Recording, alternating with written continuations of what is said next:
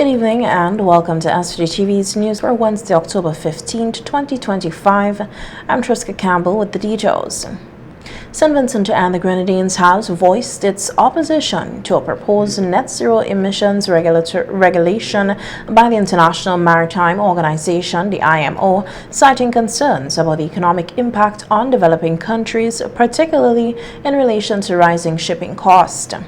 The vote on the regulation took place today in London during a special meeting of the IMO's Marine Environment Protection Committee, the MEPC, where 173 member states were present.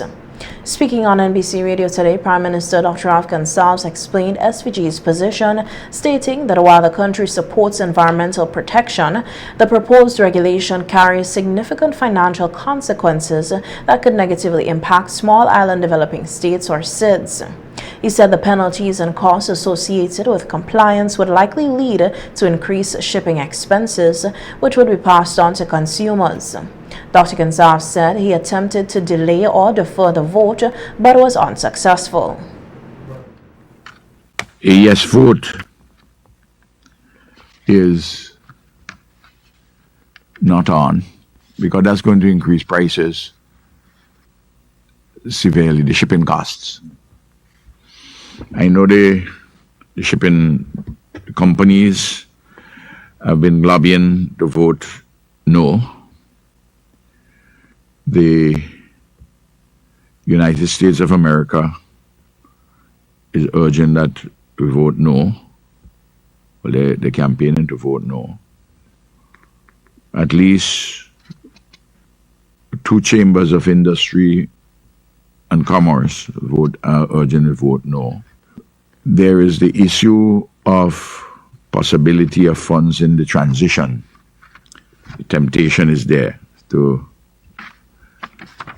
vote yes. The European Union is very much behind the yes vote. Some other countries too. And the matter is whether there should be a principled abstention or a no vote. Pointing out that there are consequences whether a country votes yes or no, Prime Minister Gonsalves said his decision followed consultations with key government officials, including Director of Marine Affairs Hyrone Johnson and SVG High Commissioner to the UK, Sinio Lewis. He said instructions were given after a detailed analysis of the implications of the new regulatory framework, which is expected to pass despite SVG's objections. I have to try and protect, as far as practicable, consumers who would be affected if there is a yes vote. But then, of course, there are other considerations for abstention, including possibility of access to a particular fund. But these funds are usually more illusory and glimmering in the distance on matters touching on climate change. So you can understand where judgment is required. My instinct is to go no. There are some other considerations to go principled abstention.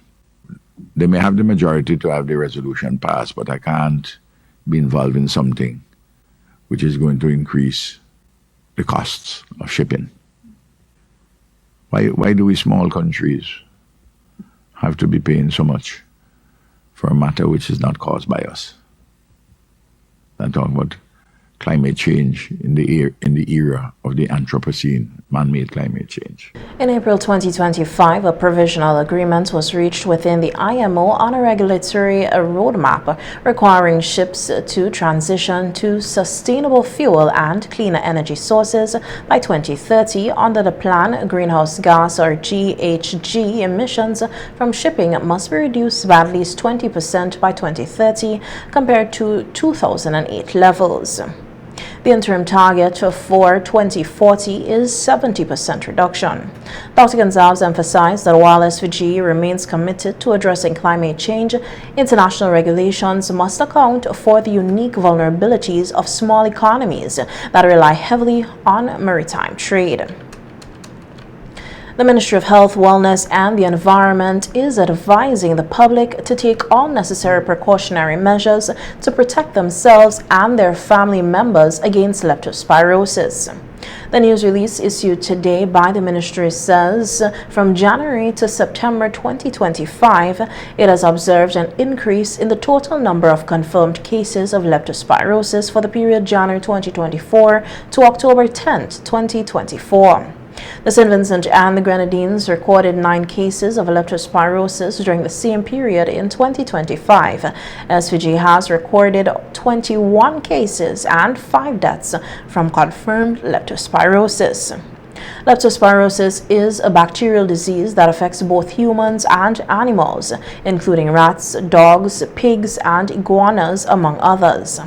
The bacteria is spread primarily through the urine of infected animals, which can contaminate food, water, and soil.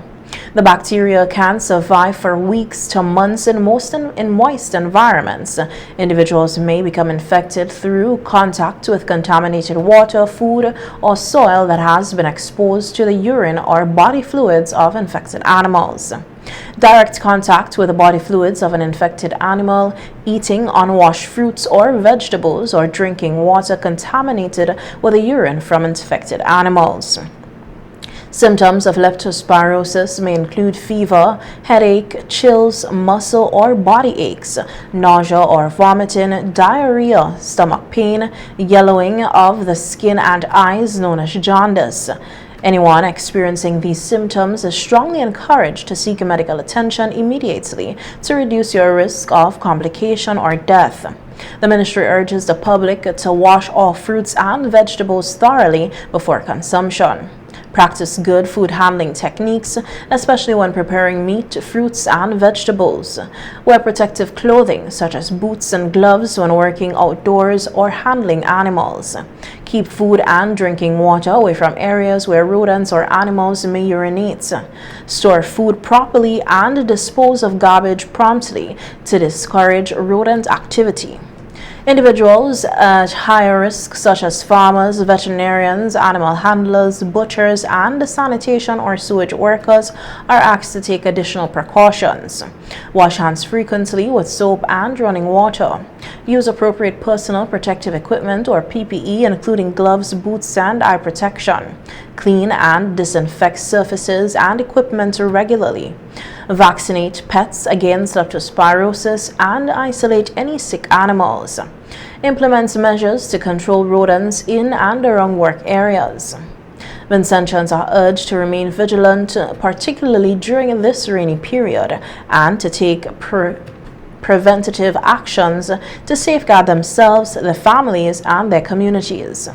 The Ministry of Health, Wellness and the Environment says it will continue to monitor the situation closely and provide updates and guidance as more information becomes available.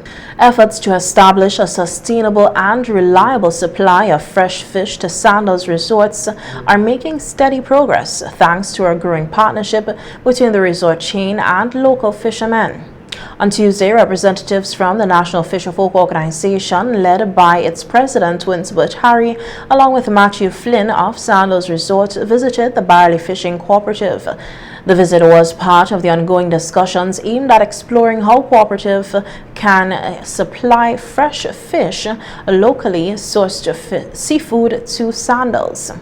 Harry described the visit as fruitful, noting that both parties are exploring the next steps in solidifying this partnership. The Barley Fishing Cooperative could be an aggregator through the national organization that can buy fish from local fisherfolk to sell to Sanders Resort or Sanders St. Vincent.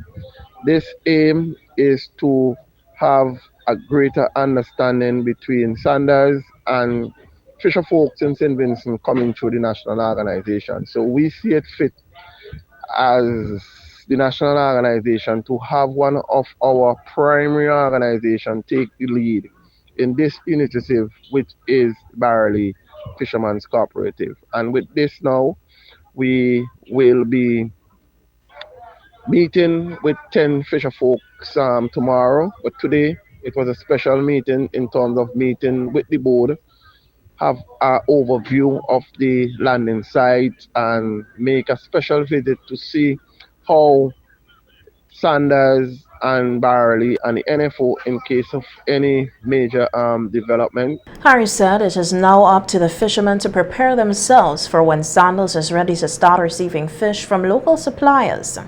Fishermen have long expressed interest in partnering with international brands like Sandals to ensure their catch reaches broader markets. I want to encourage fisher folks in St. Vincent and the Grenadines to really look at this in terms of to see how we can improve our landing and improve our quality of fish. And so the Fisher Folks Organization can benefit from this initiative here. So I'm very pleased that Sanders is very willing to work along with the national organization and to see how we can meet the demands, because the demand so far is 30% of fish that is caught by Vincentian fishers to be on the dish at Sanders Resort. So this is a stepping stone to have access of 30%. I think this is a ballpark, and with the amount of fisher folks that we have in St. Vincent and the Grenadines, I feel we can meet this requirement with what allows everything is put in place. The partnership forms part of a broader initiative involving the Caribbean Network of Fisherfolk Organization, CNFO, and the National Fisherfolk Organization, aimed at integrating the fisheries sector more closely with tourism. As part of these efforts, a one-day workshop was held today. The workshop focused on how strategic collaboration between tourism and fisheries sectors can drive community growth, economic empowerment, and sustainability across the country. This initiative is seen as a model for sustainable development, ensuring that tourism not only brings economic benefits, but also uplifts local communities and supports responsible environmental stewardship. As St. Vincent and the Grenadines prepares to join the international community in observing World Food Day 2025 tomorrow, Thursday, October 16th, National Correspondent for the Food and Agricultural Organization, the FAO, Dr. Colleen Phillips, has reaffirmed the organization's commitment to strengthening food security across the Caribbean. Speaking during a radio interview on WeFM this morning, Dr. Phillips said the FAO is actively working to establish what she referred to as a food-able approach throughout the region, a strategy focused on increasing access to affordable, nutritious, and locally produced food.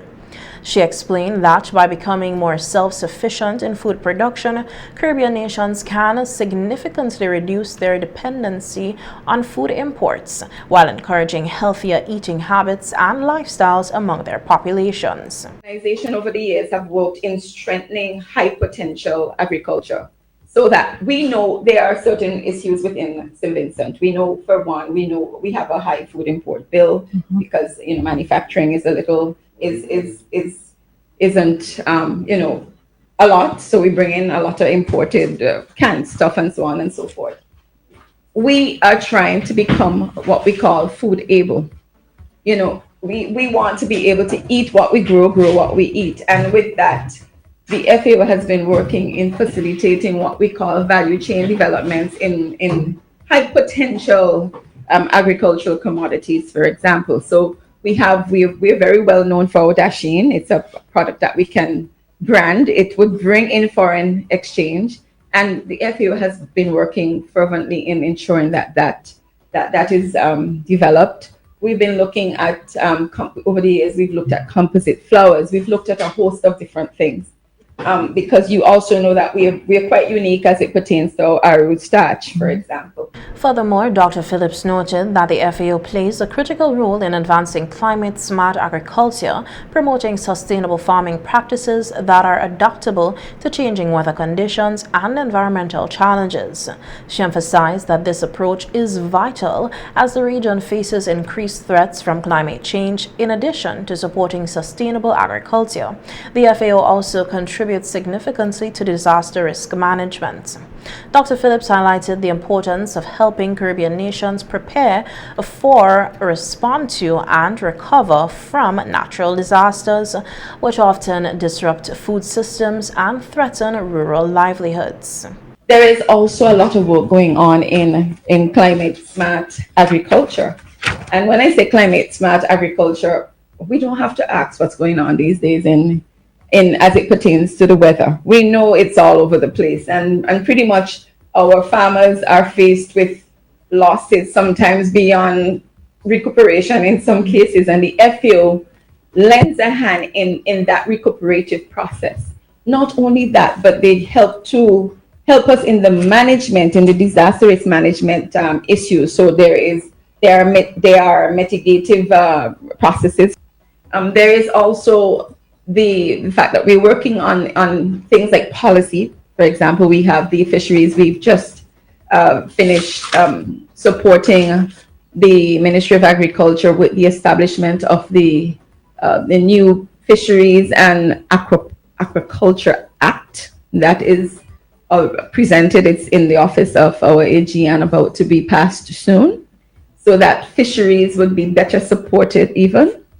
And then you have the food security drive, and the food security drive is where it gets really exciting because over the years we've worked with the Ministry of Health in ensuring that we had the revision of the food-based dietary guideline, for example, so that people would understand what real nutrition, what good nutrition is about. Dr. Phillips stressed that these efforts are part of the FAO's broader mission to enhance resilience, strengthen food systems, and ensure long-term food sustainability throughout the Caribbean.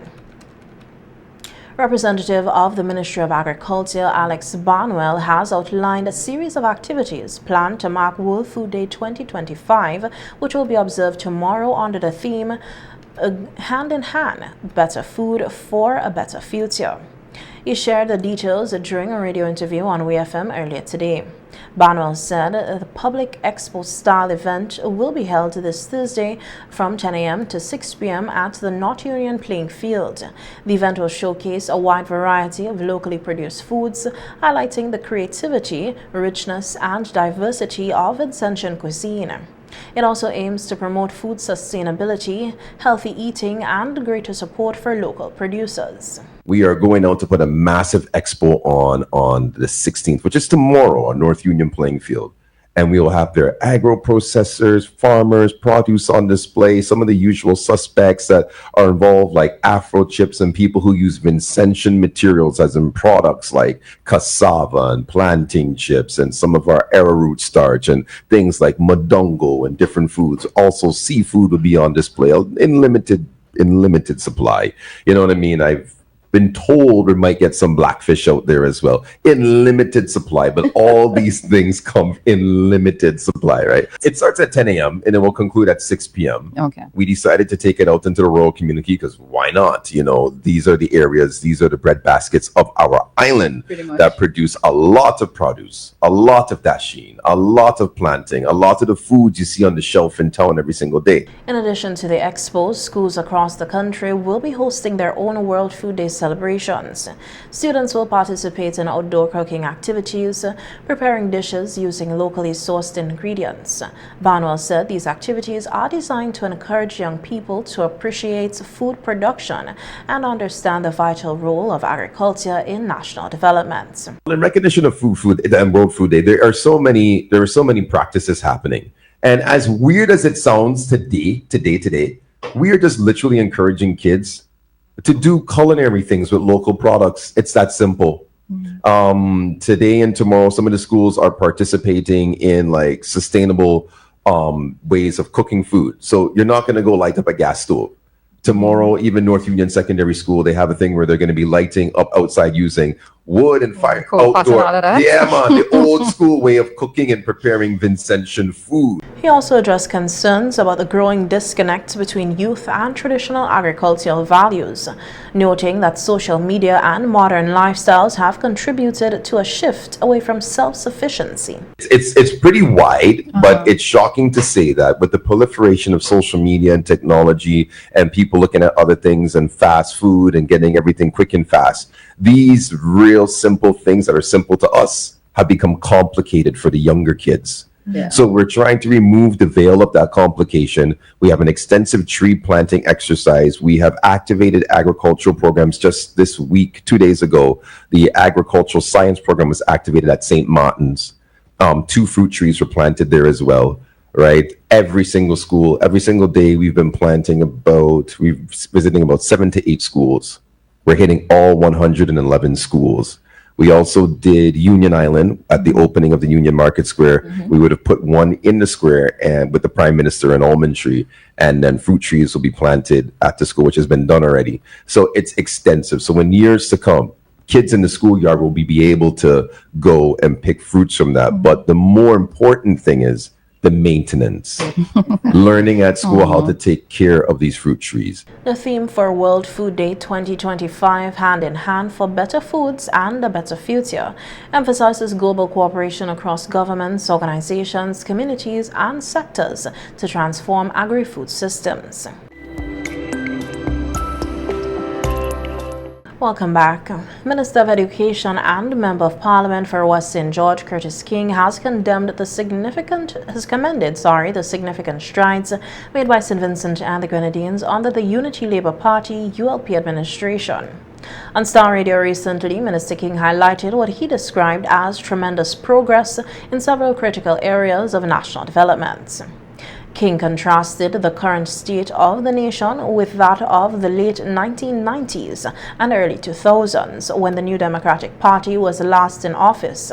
According to King, during that time, SVG ranked near to the bottom of the regional development indicators, reportedly third to last among CARICOM countries in key sectors such as education, health, and infrastructure.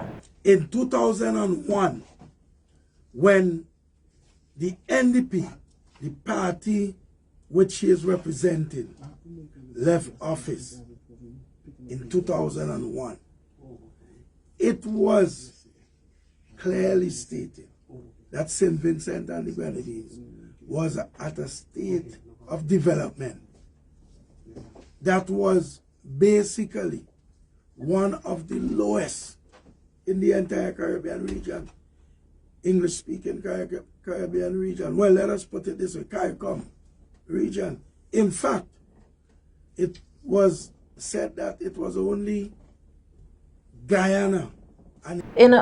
King pointed to the nation's improved social indicators and evaluated international standings, noting that St. Vincent and the Grenadines now enjoys a level of human development and social equality comparable to some developed countries.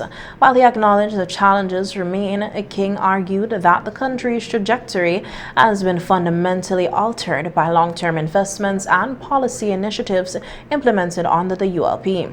According to the latest ranking, we are first in the Windward Islands.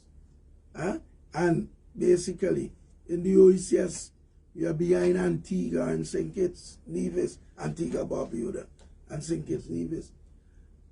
We have grown tremendously. In fact, we have done so well that...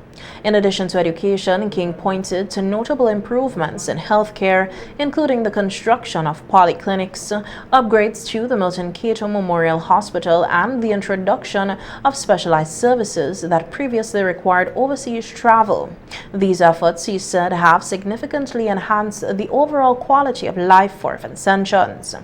The quality of life as it relates to a number of factors, including education, health. I mean, those are key.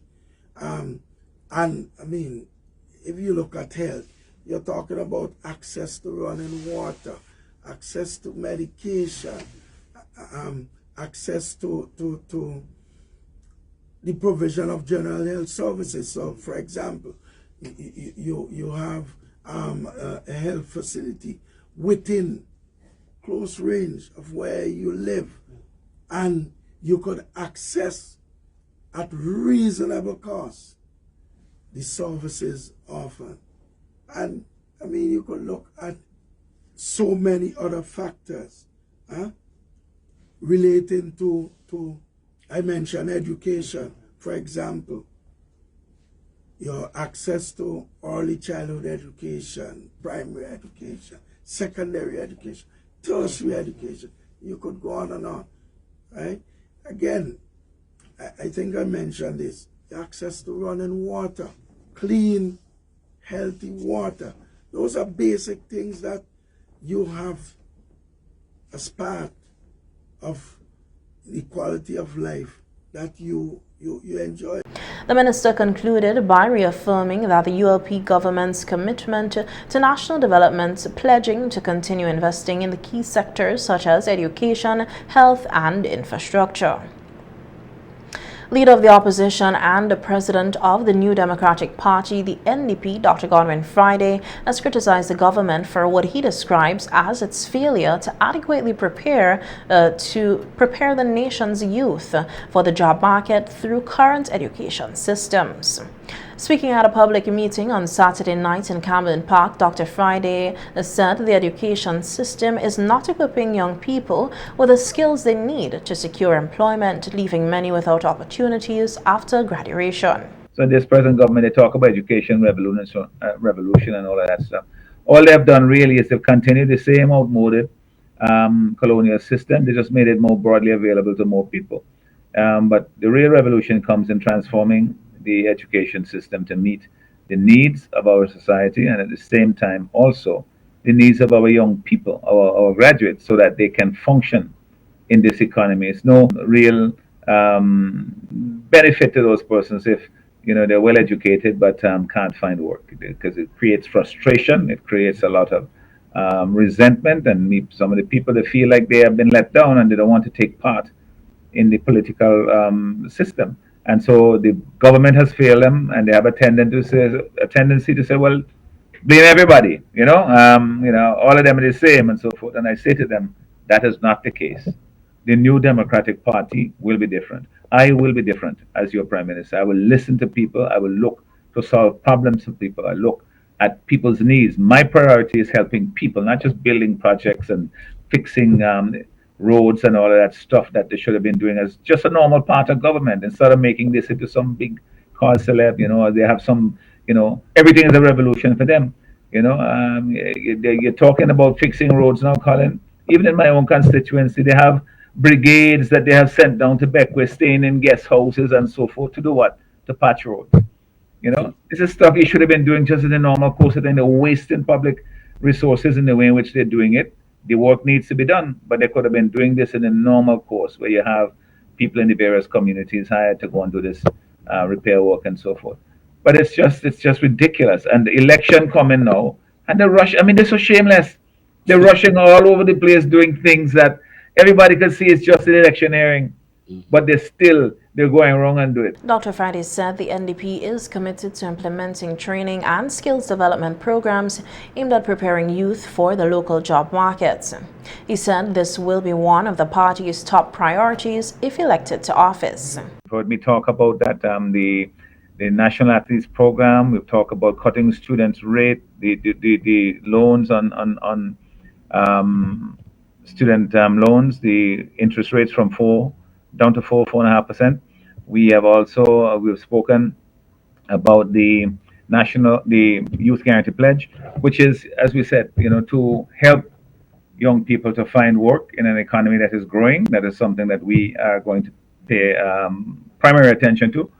But if you can't find work in the present economy, because the government hasn't provided the opportunity for people to train and to get skills that we can employ here, then we will make those training programs available, top quality training programs, so when our graduates come out of them, that they are capable and job ready to be able to deliver for the economy and to earn a living for themselves.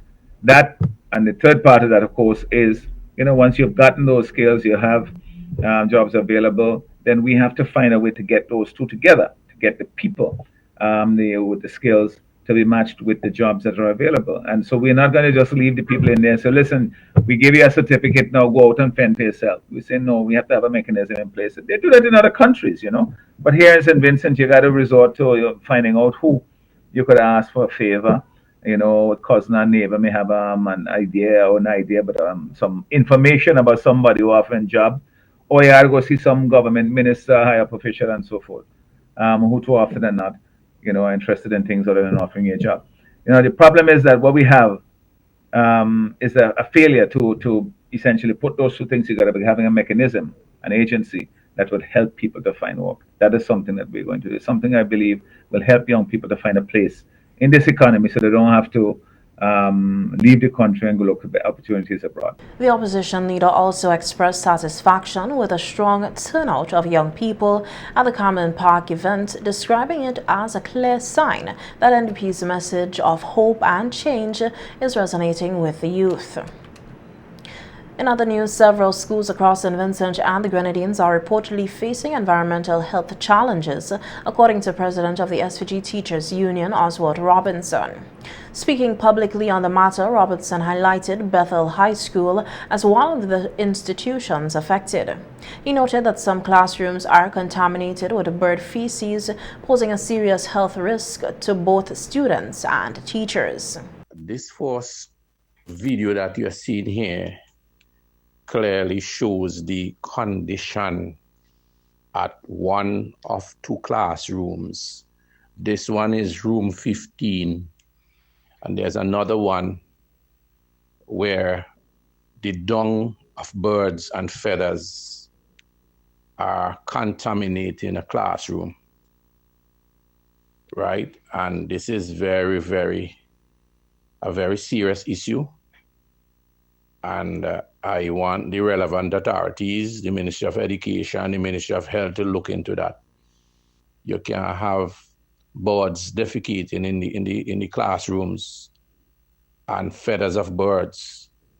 This is at the Bethel High School in Camden Park, right? So I want the authorities to pay attention to this and do something to prevent the birds from getting into the classroom, and that they would disinfect and clean up that classroom very, very, very, very soon. He further reported that Camden Park Secondary School and Lomans Leeward Secondary School are also experiencing similar environmental concerns. At Camden Park, he said one of the classrooms is infested with termites, creating an unsafe learning environment. Especially in the tool room, you would see all these areas filled with woodlice, and it has even gone way up into the roof of the building. So this is something I want the authorities to pay attention. We want the students of these institutions and the teachers to enjoy a safe and healthy working environment. So it's time that the authorities look into this and clean them up as soon as possible. Secondly, I want to draw to the attention of the nation that reports coming out from Lomans Leeward Secondary School, where a truck probably transporting that kind of waste. Some of the issues there concerning these wastes being emptied or dumped by accident in front of the Lomans Leeward Anglican School. This is coming from people looking on what is happening, that the security guard at the school was instructed to close the gate, you know, and then this has impacted on teachers and students. The smell of it, because this is a kind of waste that when the trucks are transporting them, it pollutes the environment, and I understand it's impacting on the health and the safety of the teachers. Students have been vomiting. Teachers have been affected. Robinson emphasized that the health and safety of students and teachers must be treated as a top priority and should not be taken lightly. The Teachers Union is calling for swift intervention by the Ministry of Education and other relevant stakeholders to address these problems before they worsen.